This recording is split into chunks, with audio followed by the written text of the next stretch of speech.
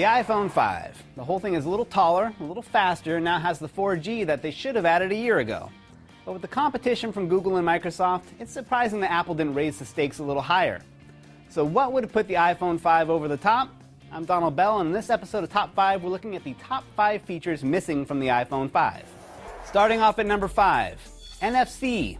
Near Field Communication, the ability to use your phone to make a payment or share a photo or launch an app, all by placing the phone over a sensor. It's like magic, and I thought Apple was all about the magic. They could have gotten out in front of this thing, but instead they're just sitting back watching Android fans rub up on each other. Ugh. At number 4, higher capacity. Tim Cook said that Apple's average customer is using more than 100 apps. You add that up with 1080p camcorder footage, music, photos, HD movie downloads, and you're going to max out that iPhone pretty quick. They do know that The Hobbit is coming out, right? What self-respecting nerd isn't going to download that to their phone? Give us a 128GB model, or for heaven's sakes, put a micro SD card slot on there. Coming in at number 3, biometric security. Now here's a feature that really could have differentiated the iPhone. Instead of unlocking the phone with a swipe or your password, you have it read your fingerprint.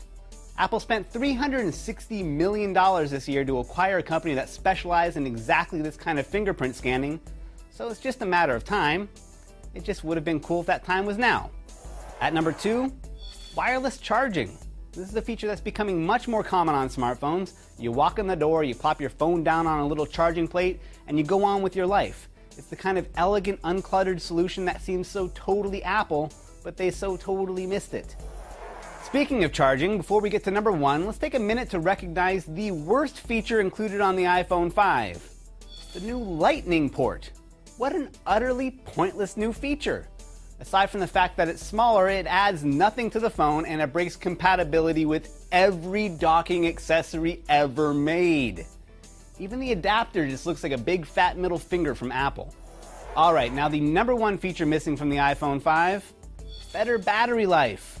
I know it's a little better using some metrics, and it probably required a miracle of engineering to make a 4G phone this thin without hacking the battery life down to minutes, but who said we wanted a phone this thin? I don't care if my phone has a little junk in the trunk, just give me more battery so I don't have to go running for that idiotic lightning cable. So there you go, all of the features that should have been in the iPhone 5. But don't let my negativity get to you, there's still plenty to love about this smartphone. For the full rundown, check out CNET's iPhone 5 review over at phones.cnet.com. And for more top 5s like this, head over to top5.cnet.com. I'm Donald Bell, thanks for watching.